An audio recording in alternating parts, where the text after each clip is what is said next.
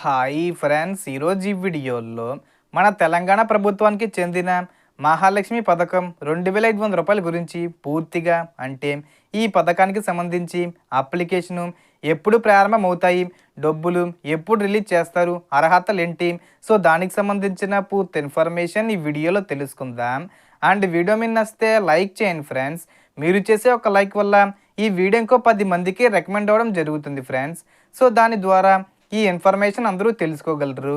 So ఏమాత్రం late చేయకుండా వీడియోకి వెళ్ళిపోద్దాం. సో మహిళల ఆర్థిక స్థితిని బలపరచడం లక్ష్యంగా ప్రభుత్వం ఈ పథకాన్ని తీసుకొచ్చింది.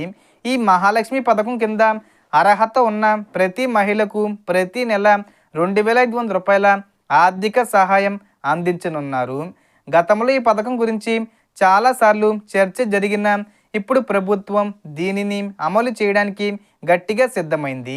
త్వరలోనే దరఖాస్తుల ప్రక్రియను ప్రారంభించి అర్హులైన మహిళలందరికీ ఈ డబ్బును నేరుగా వారి బ్యాంక్ ఖాతాల్లో జమ చేయనున్నారు.